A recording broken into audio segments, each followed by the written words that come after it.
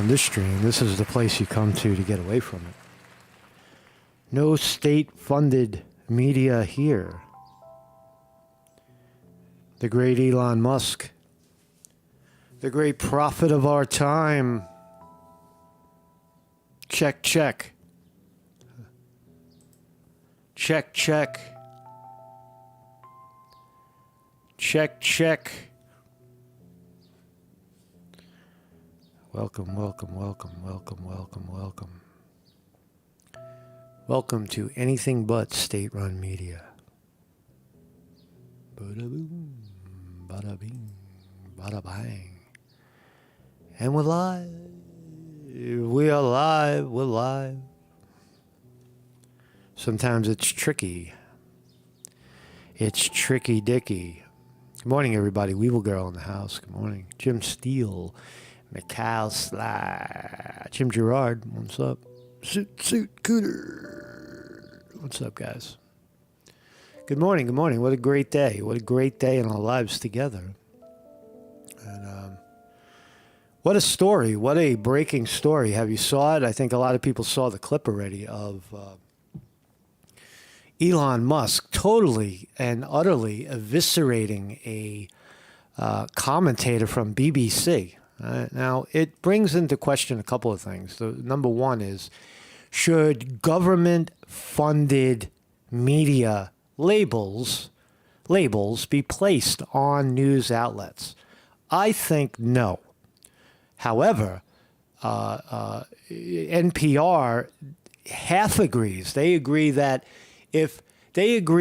some stations should have state-funded media planted on their channel, like RT, but not themselves. NPR appears to be, like most media in America, is state-funded media. Now, do people really care about that label of state-funded media? Well, I think they do. I think when people see that, they say, oh, this isn't real news. This is right up there with what we've been told for 100 years, Russian propaganda. It's the Russian government or the Chinese government programming their people, and I'm not going to be one of them. I'm not going to tolerate this. Right? So the label itself, state-funded media, is a smear. It's a slur. See, RT, they're not worthy because they are state-funded. NPR, not worthy because they're state-funded. But our BBC and NPR championed those labels until it was placed on them. That's one aspect of it. The other aspect of it that Elon Musk dives into is the idea of hate speech, which the BBC reporter, when asked, what is hate speech? Can you give me a single example of hate speech? He had no idea he didn't know. He couldn't give one single example. So this Elon Musk, this 2 minutes of glory on Twitter, it points out those two things, and that's what we'll look at. We'll look at the spin. Mark Dice did a nice piece on it, and several others have talked about it. So we'll look at that controversy right there. And again, thank you all for joining me. JJ Wolf says, brought to you by Pfizer. So here's my thumbnail today. This is the BBC reporter with the great Elon Musk sitting down for a talk. We're not sure how the video, I don't think BBC would have aired this video of their reporter getting slaughtered. But I'm sure Elon Musk, in all his technology, was able to capture the interview on his own and air it properly. Good job, Elon Musk.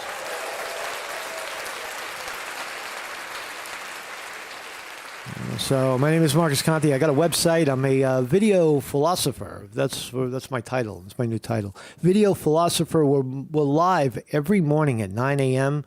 Educational, philosophical, nothing that could be really construed as news or politics or any of that. We're just talking about daily events. What are humans interested in? What interests them?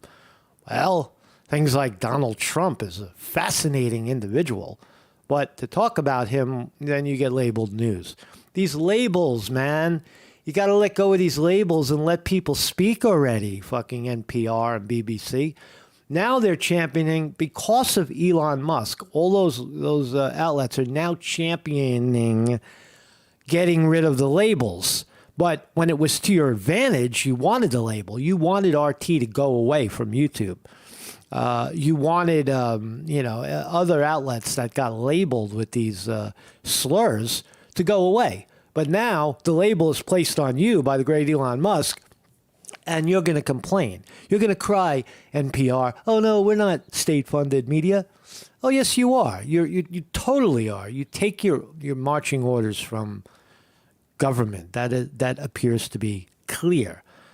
But anyway, every morning at 9 a.m., we're here. We're talking about these subjects in a relaxing, enjoyable, and breath-worthy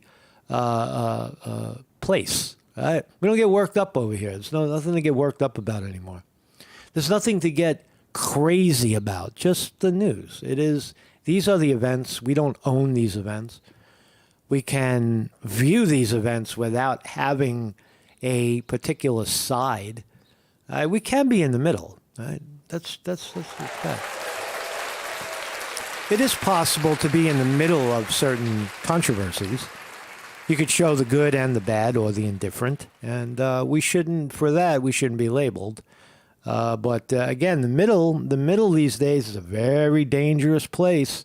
If you are in the middle, that means you are, I guess, true journalism, and government-funded media and government itself does not like that. They want you to pick a goddamn side already. You're either right or left. And if you're left, we're going to attack you a certain way. And if you're right, we're going to attack you a certain way. You can't be nothing. Then we just make you go away. We make you go away if you're nothing. But if you're right, we attack you. If we're left, we'll attack you. But if you have no solid, opinion of those two political sides, then you got a problem. Right? That's what this channel has suffered over the years. Myself a handful. So every morning at 9 a.m. and Tuesday at 7 p.m., Tuesday evening at 7 p.m., we have a live Dharma gathering where we practice together. We come together and we talk about this fascinating human endeavor of meditation and taking care of oneself through diet, exercise, meditation, taking the sun, drinking enough water, right, and relaxing and sleeping enough instead of working yourself into the grave, right? So anyway, I don't know what I'm talking about today. Might be a short show. Let's start here. So Joe Rogan, there's a big controversy. You heard about this Bud Light, this goofy guy, Dylan Mulvaney. Mr. Dylan, is this guy right here, right? This gentleman right here who's dressed like a woman, and has a contract with Bud Light to sell beer. Right, tranny. It was whatever was on a actual beer can. The face was on a beer can, and Joe Rogan. What did Joe Rogan say? Joe Rogan objected to it. Controversial podcaster Joe Rogan cracked open a can of Bud Light on his show Wednesday. All right, amid claims to boycott the beer company after it partnered with trans influencer Dylan Mulvaney. Now, I like that idea. I like the fact that Joe Rogan is, I don't know, he's having a beer. Right? He's not going to boycott the fucking beer because of a tranny dude on the can. Who cares, right? And, the striking part of this is that in their endorsement of this tranny person, Bud Light, the company that owns Bud Light, lost $5 billion in market share. $5 billion with a B. That's a lot of money. So Joe Rogan taking a side. I don't know where the clip is of him saying it, but or him cracking open the beer and talking about it. I really don't feel like watching that because it's kind of an empty story. These images don't bother me at all. This is some dude just dressed like a girl, drinking beer. If people resonate with that, hey, look, I got no problem with that. I have no issue. There's no issue here. That's the point. There really is no issue here. Why are you angry over this dude making some money? Right? If it were you, you would do it. Hey, look, if someone told me, I'll be honest time. If someone came to me right now and said, "Hey, Marcus Conte, we like you, but we like your vernacular, but we don't like the way you look, and we want to put some lipstick on you, and we want to put some necklaces on you and earrings and make up your face and pull back your hair and make you look like a girl. And then we're going to put your face on a can of beer. And for that, we'll give you, I don't know how much you need. We'll give you $500,000 for the first year, and we'll see how it works out." And to that, I would say, let's go, yo. You're going to give me $500,000 to dress like a girl and be on a can of beer? Are you kidding me? It's going to take about an hour of my time. Why would I say no to something like that? And why should we expect Dylan to say no to something like that? I don't care about his sexuality. It means nothing to me what goes on down below or what this person does with other persons. I don't care. And Joe Rogan doesn't care either. So kudos to Joe Rogan for doing that. I want to talk about this. Zutsu Kuda says, "I care, Marcus. It's insulting. Joe Rogan or Biden." All right. Hey, listen, I say we disagree. It's okay to disagree. It's okay to care. It just, I don't know. Here's what I say. I don't have that much invested in a fucking can of beer. I don't care. People that drink Bud Light, all right, we disagree. Let's look at this one. Jim Jordan responds to Alvin Bragg's lawsuit. Now, if you recall, the Republicans were stonewalling the Republican Party to get their newly elected people part of the leadership in the judiciary and the House committees. Right? Not the judiciary they got, which is Jim Jordan, right? And so that holdout is now paying off because as Donald Trump is being dragged into criminal court for things that are not criminal at all, Jim Jordan, on the head of the House committee, Senate House committee, is investigating Alvin Bragg. He's going to bring in Alvin Bragg and find out what he knows. What more does he know? Where is he taking his marching orders from? So let's watch Fox News reporting on the election interference that is Donald Trump right now. Thank you very much. With that, we bring in House Judiciary Committee Chairman Congressman Jim Jordan. Congressman, good to have you with us today. Thank you for coming back on the show. You bet. This is from Tucker's interview last night with the former President Trump on weaponizing the justice system. Watch this as we start.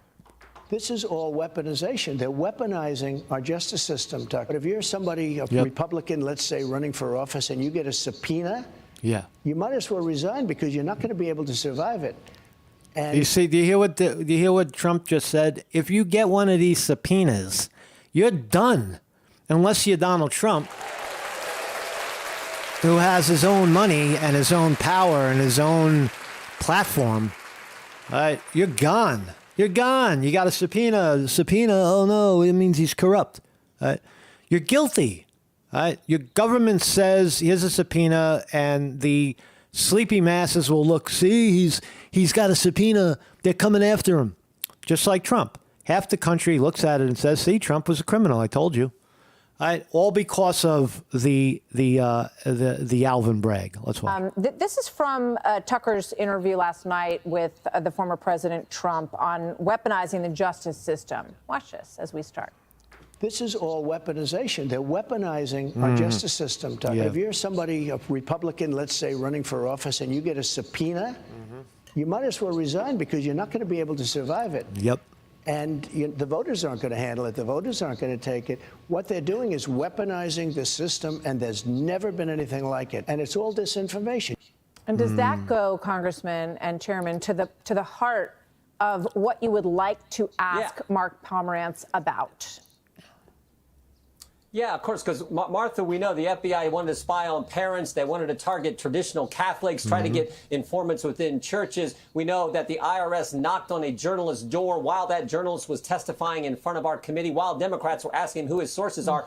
That was Matt Taibbi. Matt Taibbi, if you remember that story. Matt Taibbi was testifying in front of Congress, and at the same time, government arranged IRS agents to go to Matt Taibbi's house, knock on his door, and investigate him while he was sitting in Congress. Now, you're telling me that isn't government interference? That isn't intimidation? If you don't roll over, if you think you're going to squeak out of this problem, we're going to create a whole new problem for you. So you better play ball, Mr. Matt Taibbi, the guy who is very, very close with Elon Musk. Not necessarily, Matt Taibbi isn't necessarily close to Elon Musk. Elon Musk picked Matt Taibbi to dump the Twitter files. Don't forget that. Elon Musk looked out the window and said, what journalist really matters anymore? Who's going to tell the truth? Who isn't paid by government to shut the fuck up? And he picked Matt Taibbi, former Rolling Stone writer. So, and for that, Matt Taibbi is now under fire. Government is going to get him. You can't do that. You're jeopardizing. That means they're going to criminalize Matt Taibbi, smear him, destroy his career. And now we have Alvin Bragg interfering and obstructing our investigation into election interference in the most important election we have. Right. So Jim Jordan has a committee where they're investigating election interference, where Joe Biden and his son were involved in shenanigans in the Ukraine and in Russia. There was a laptop with very, very real, incriminating information on it. Government stifled that information from the public. They squelched it out. And Jim Jordan's committee is put together to reveal that and look at it and analyze it. So what does government do? They turn around, they get an Alvin Bragg, and then criminalize the other party. That's precisely what they did. Very, very, very shady stuff. And you could say, hey, no, man, you don't, Conte, you don't know what you're talking about, man. You're looking at it from the side of the right, and you just don't understand. These are bad people. Didn't you see the indictment? Yeah, I did see the indictment. I saw it, and it's 34 counts of garbage, just like Julian Assange. Same thing. This is political prosecution of a candidate for the president of the United States. Right? So you see how the Democrats diffuse what Jim Jordan is doing. Jim Jordan is pursuing government corruption, right? And in the form of election interference, and the other party that's being viewed in that light then turns around and uses its political power, weaponizes its political positions to go after the other guy. Which is the election of who's going to be president of the United States. So never forget what Alvin Bragg did here. He used federal money to indict a former president. Indict a former president. He used federal money to do that with no underlying crime here. He couldn't even state that at the press conference. And then when there is no, it's true. Jim Jordan points it out. No underlying crime has been announced. Trump, there is no underlying crime announced in the Trump indictment case. Did you know that? It's just, it's first degree business interference or business fucking fraud. There's nothing there. There's not. What did he do? What exactly did he do? Don't give us generalizations. Tell us what he did. so we can assess what he did. But again, this is a political case. Trump has about a year and a half to get through the finish line. And for a year and a half, they're going to drag this thing out. And again, in my view, it never gets to trial. If Trump wins, it goes away. If Trump loses, it goes away. And Trump goes away as well. We try to investigate. He says, no. We're going to take you to court. And the guy we want to talk to hasn't worked for Alvin Bragg for a year. And he wrote a book on this very subject. All right. So the bottom line in this case is that Jim Jordan is going after a guy who's very close to Alvin Bragg, an author of a book. And they're going to ask him questions about Alvin Bragg. And in that questioning, you will find out that Alvin Bragg is a political hack. Alvin Bragg is what ran on a platform of going after Trump. I'm going to get him. I played the videos. There's evidence of him saying it. And the money flows in from whoever you want to speculate who they are, Soros, Bill Gates, whoever. The money pours into Alvin Bragg to get him elected. That is, I don't know what it is. I mean, that's our government now, that not only our politics, the actual election of an official is controlled by billionaires, but what comes out of their mouth and their actions are also bought and paid for by the billionaire class. That's why we want to talk to him. We actually kind of want to know, too, was there any involvement with the Biden Justice Department, with the White House? J.J. Wolf says, Fat Alvin. That's a good slur. Somebody should get that in front of Trump. Hey, it's Fat Alvin. That's good, man. That's a fucking good term for this guy. Fat Alvin. Fat Alvin Bragg. Hey, Trump, if he uses it, we better get credit for that, man. J.J. Wolf and Mark Scott, they pointed out. Fat Alvin Bragg. How this all worked out. So those are the questions we have. But I actually think Alvin Bragg is obstructing our investigation, our constitutional duty to do oversight. Yeah. Well, he can't really do that, Jim Jordan. You're the senator. Don't let these scum, this New York nobody, step in front of you, who is an elected senator and appointed by the Speaker of the House as the head of the Judiciary Committee. You're powerful. Alvin Bragg is nobody. So let's go into this. Let's dive right into this article. So Glenn Greenwald, he pointed it out, and that's where I saw it first about yesterday sometime. So perfect illustration of how scumbag reporters lie, says Glenn Greenwald. And here's Elon Musk, 2 minutes, 20 seconds of total bliss going after a BBC reporter. Let's listen to the volley, the whole volley. Content you don't like or hateful? What do you mean to describe a hateful thing? Yeah, I mean, just content that will solicit a reaction, something that may include something that is slightly racist or slightly sexist, those kinds of things. So you think if something is slightly sexist, it should be banned? No, is that what you're saying? I'm not saying anything. I'm saying. Well, I'm just curious. What are you saying? You just said it. Did he just say it? Slightly racist or slightly sexist, those kinds to solicit a reaction, something that may include something that is. Something that elicits a reaction? That's what journalism is, my friend. That's what writing is, to elicit a reaction. That's precisely why people make videos and speak publicly to, how did he say? To solicit a reaction. To solicit a reaction. That's what media is. If there's no reaction, then there's no media. Nobody pays attention to you. Right? If you have an opinion of something in the world and you talk about it, you are in effect soliciting reaction. So that right there falls flat. Right? Everybody on YouTube is soliciting a reaction. That's the nature of the game. Something that may include something that is slightly racist, or Slightly racist, slightly sexist. Slightly sexist. What are those things? They don't mean anything. Those kinds of things. So What is something slightly racist, slightly sexist? Elon, ask him, what's fucking racist and sexist? What is it? if something is slightly sexist, it should be banned. No, Is that what you're saying? I'm not saying anything. I'm just curious. I'm trying to understand what You just said it.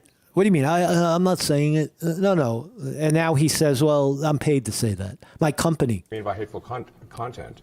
And I'm asking for specific examples. Specific. And you just said that if something is slightly sexist, that's hateful content. Does that mean that it should be banned? Weevil Girl says, slightly freedom of speech. It's slightly racist, slightly sexist, and slightly freedom of speech, and we have to get rid of all of it. Well, you've asked me whether my feed, whether it's got less or more. I'd say it's got slightly more. That's why I'm asking for examples. Give me Can you name one example? I honestly don't use.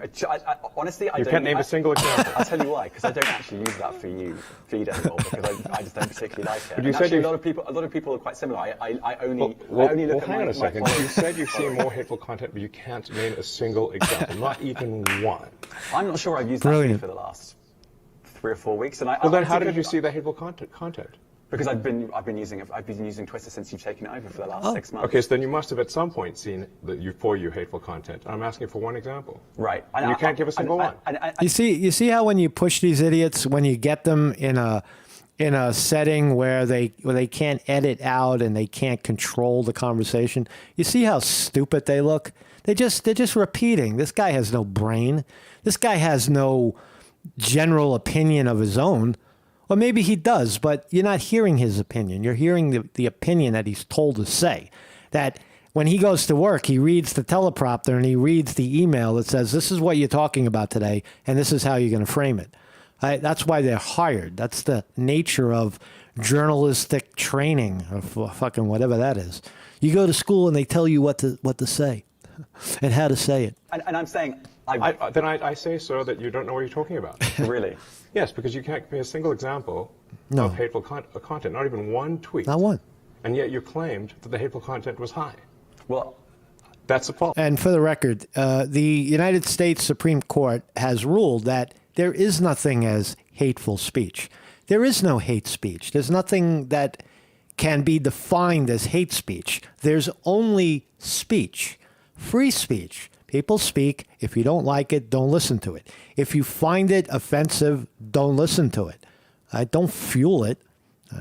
But that's, again, it's the media have to turn that story for profitability reasons. They can't just let it be. False. No, what I claimed... You just lied. What I claimed was there are many organizations that say that kind of information is on the rise. Now, whether it has on my feed or not... Give me one example, you idiot. Born Annoying says he thought he had a softball question and got caught. That's true, but Elon Musk, it shows the savvy of Elon Musk, the pinpoint focus on, holding him, not letting him run the fucking story into the ditch, Mr. Fucking mainstream media. Elon Musk is like a rocket, like a laser beam. I mean, right, and literally if you look at something like the Strategic Dialogue Institute in the UK, they will say that. So look, people will say all sorts of nonsense. I'm literally asking for a single example, and you can't name one. Right, and as I've already said, I don't use that feed. But then how would you know that? I don't think this is getting anywhere. You literally said you experienced. He doesn't think it's getting anywhere. It's getting really, really somewhere. It's getting somewhere. More hateful content, and then couldn't name a single example. Right, and as I said, that's absurd. I haven't actually looked at that feed. Then how would you know there's hateful content? Because I'm saying that's what I saw a few weeks ago. I can't give you an exact example. Let's move on. We only have a certain amount of time. Yes. Let's move on. So that was a great exchange. And oops. Is it true?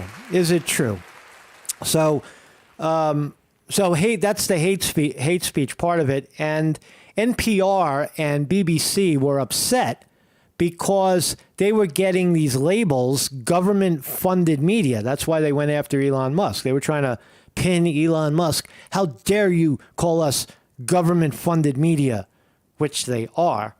But we're American government-funded. That's different. Right? We're talking about Russian government. BBC also objects to government-funded media Twitter label. And what are they going to do? Go away? Go away. Fucking leave Twitter. Who cares, man? Don't let the door hit you in the ass.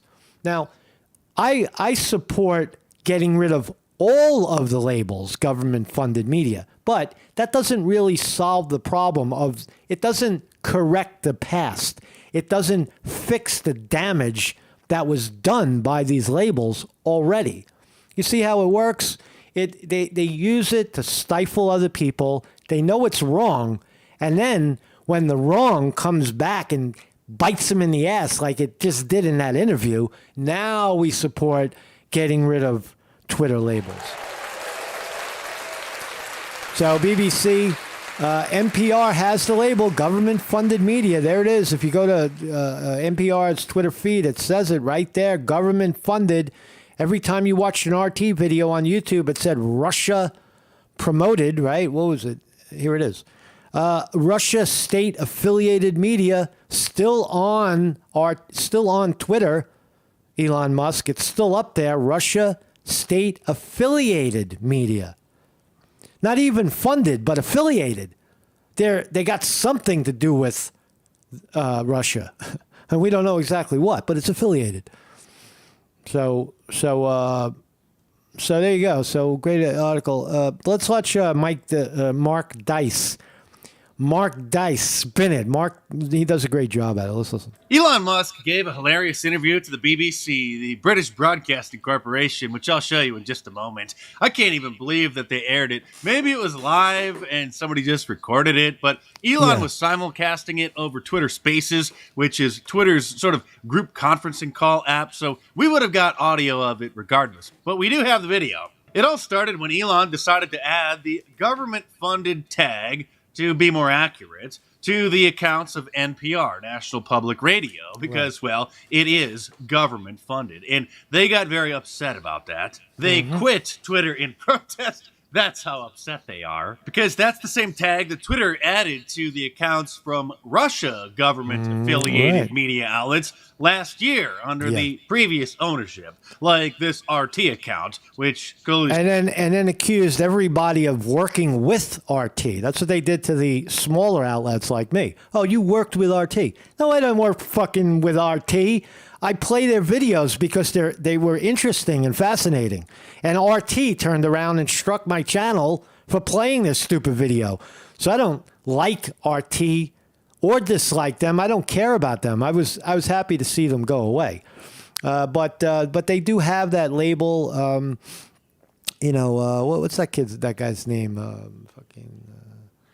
There's a lot of people lost their jobs over that RT getting kicked off YouTube. It shows that it is Russia state-affiliated media. So NPR got upset that they're now in the same category of government-funded, state-run media. NPR's own website says that federal funding is essential to public radio's service to the American public, and its continuation is critical for both stations and program producers, including NPR. They say because of the label, NPR is quitting Twitter across all our 50-plus accounts. Our executives say the government-funded media label calls into question our editorial independence and undermines our credibility. Right there. So that is brilliant. NPR basically defines what the label does.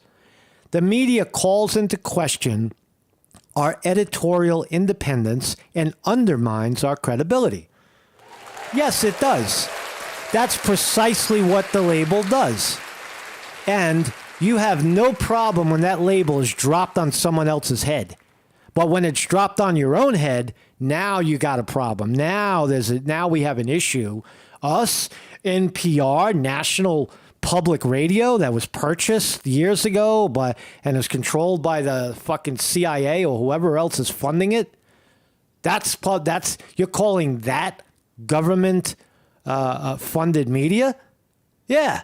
It's like if it walks like a duck and quacks like a duck, it's a duck. What credibility? Some wonder if this will cause a chain reaction among news organizations. Oh no, what would we do if CNN and the Washington Post were to quit Twitter too? So Elon added the same tag to the account for the BBC because, well, it is government funded and government run. So a self-proclaimed reporter showed up to Twitter headquarters. I'm not sure if Elon actually invited him, but he sat down with him for an interview to talk about all things Twitter. Of course, the clown expressed... So that's pretty interesting. Elon Musk was visiting NPR. He was invited there, and the interview was done at NPR. So I don't know how Elon Musk got his hands on this clip. Maybe he had his own people there, his own camera set up. No, we do our own thing too. Or maybe it was covert. You don't know. Elon Musk is a slick dude. Elon Musk, a technology fucking mastermind, could easily figure out a way to bring in his people and record the conversation and basically wink, wink, wink. This is how it might go. So let's get the evidence of how it goes. Expressed concerns for tweets that he hates, also known as hate speech. Content you don't like or hateful? What do you mean to describe a hateful thing? Yeah, I mean, just content that will solicit a reaction, something that may include something that is slightly racist or slightly... It's back, he flipped the video, by the way. You're watching it in reverse. Elon Musk was on the other side, by the way. Sexist, those kinds of things. You mean facts about crime in a certain demographic that makes up 13% of the U.S. population, but is responsible for 50% of it? Or that's precisely what we're talking about. Or biological realities about the differences between men and women? Do you think if something is slightly sexist, it should be banned? No. Is that what you're saying? I'm not saying anything. I'm just curious. I'm trying to understand what you mean by hateful content. Look, this whole thing outlines the hypocrisy in media. Right? You're seeing a paid troll, a pay-for-play, quote, journalist getting fried by a company that the paid troll actively attacks, is paid to go after Elon Musk and show the world why Elon is wrong and we're right, and we're not state-funded at all. We're not banning people for hate speech. We're not doing that. That's not what we're doing. Content. And I'm asking for specific examples. Just give us one. The guy couldn't come up with one single example of hate speech. Why don't you just say, like, somebody uses the N-word, or, oh yeah, there's somebody said I don't like homos. That tranny on the beer can, he's fuck that. I'm not drinking that beer anymore. Is that hate speech? Is that really what hate speech? I don't like Jews. I don't like them. I don't like them. I don't like them. I don't know. They don't like me. I don't like them. We don't like each other. That's hate speech? No, it's just speech. That's all it is. I don't like white guys with long hair and no teeth. Fuck you, man. I hate you. Good. I hate you, Conti. You have long hair and glasses. And why don't you get some teeth so I can love you? And you just said that if something is slightly sexist, that's hateful content. Does that mean that it should... I think he means stating facts, like all women should know how to cook. That's hateful content. Does that mean that it should be... That's a good point. Woman getting... Yeah, right. That's a good hate speech. Hey, you're a female. Get in the kitchen. We'll hire you, but you got to do kitchen duty. Is that hate speech? No, is that sexist? Slightly? I don't know. Well, you've asked me whether... I just don't know anymore. I don't know. You got to say, what is respectful? What is disrespectful? To tell a woman. I think you could probably cook better than you can write this program. Or a man saying, "Oh, you don't have the sensitivity of a woman. We're going to give this job to a woman so that she can," or a gay man who is more sensitive to these issues. A straight white man, you can't do it because you don't have that gay. You don't have an eye for the queer eye. Your eye isn't queer enough to see. I can see how these things can be can set you back on your heels. But is it really hateful speech, or is it just opinion? And should all opinion be allowed? Right? What's comical to one is hurtful to somebody else. That is just a fact. State any fact, and someone will find it reassuring, and someone will find it unreassuring. It's called speech. That is still one of the remaining strengths of the American Constitution. The United States Constitution is that we have this right to free speech. Should there be any restrictions? There are some, when it endangers directly, like screaming fire in the building and you start a stampede and 10 people die and there's no fire. You could make an argument there, but certainly not in rants on social media. My feed, whether it's got less or more, I'd say it's got slightly more. That's what I'm asking. Jim Gerard says, "I cook and clean, so I must be a woman." No, Jim, you're just half a man. Are you offended? No, you're that's the better half of your manhood who knows how to cook. I don't trust a man that doesn't know how to cook, by the way. I don't trust anybody, really. If you don't know how to cook, when you're talking about food with people, do you ever talk about food with people? They say, "Oh yeah, fucking," you talk about nutrition and eating healthy foods, and they're like, "Well, I don't know how to make fucking, whole foods and gross shit and eat good stuff. I don't have time for that. Cook. I don't know how to cook. I don't know how to cook." You look at him and say, "What do you mean you don't know how to cook?" When you say you don't know how to cook or prepare your meals, it tells me that you don't know how to be human. You know how to open a can of dog food and dump it into the bowl for the dog, and the dog gobbles it down, but you don't know how to generate healthy food for your own existence. I don't trust you, man. You can't scramble an egg. What the fuck is wrong with you? Learn. Asking for examples. Right. Can you name one example? I honestly don't use. Honestly, I You don't. can't name a single example. I'll tell you why. Because I don't actually use that feed anymore. Because I just don't particularly like it. But you and said actually, a lot of people are quite similar. Tetragrammaton Ghost says, I fix my car. Must be a man. Right. Hey. What kind of woman are you if you don't know how to fix your goddamn car? Now, there's two arguments there, too. If you got a lot of money, you just pay people to take care of you. But 95% of the population doesn't have their own private chef, like Bill Clinton or Elon Musk. Or they don't have the cafeteria at Goldman Sachs, 24-hour gourmet meal whenever you're ready. If you work for Goldman Sachs, you go into the cafe, there's no cashier, there's no bill, there's nothing. There's just delicious mounds and mounds of delicious food upon at your request. Drink whatever you want. We'll give it to you. You want healthy? We have healthy. We do healthy. But for the rest of us, we have to learn to cook and take care of ourselves, simply. And fix our own car sometimes, right? Sometimes you got to fix your own car. The shit breaks, so you can't just call somebody to fix it for you. Well, hang on a second. You said you've seen more hateful content, but you can't name a single example, not even one. Because it doesn't exist, man. We just got to the end of the parade. It doesn't exist. Hate speech is in the mind of the holder. I'm not sure I've used that feed for the last 3 or 4 weeks, and then how did you see the hateful content? Yeah, there's one more thing I want to talk about. I don't think I mentioned it, but the reason I don't trust people who don't cook and don't have billions of dollars is, what are you eating? You're telling me you depend on fast food to stay alive? You just grab stuff like McDonald's and fucking wash it down with a king size Slurpee at 7-Eleven? That's how you live? You eat all your food out of a prepackaged bag, like a bag of chips? That's how you survive. You got it all wrong, man. You got it wrong. You have to learn to prepare your own stuff and find it. And if your car breaks down, fix it.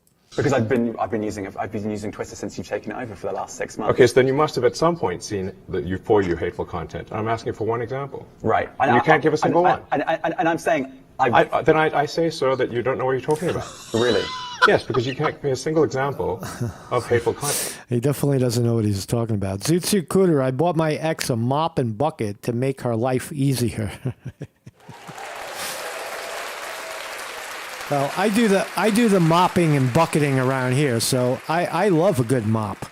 There's nothing better than a good mop and a good bucket, right? I tried to score one of those mops that have the handle that squeezes out the dirty water for you. Those are good to have. You throw one of those in your yard, right? You fill it up with rainwater, and you go out there and you clean your bucket, right? And then you can, while you're mopping, you could auto squeegee it. So there's no shame in having a good bucket and mop, man. It's like, spend some money on a good bucket and mop. You'll have a cleaner floor. The content, not even one tweet, and yet you claimed that the hateful content was high. Well, that's false. No, what I claimed, you just lied. What I claimed was there are many organizations that. All right, so we've had enough of this fun. Thank you, Mark Dice, for your input.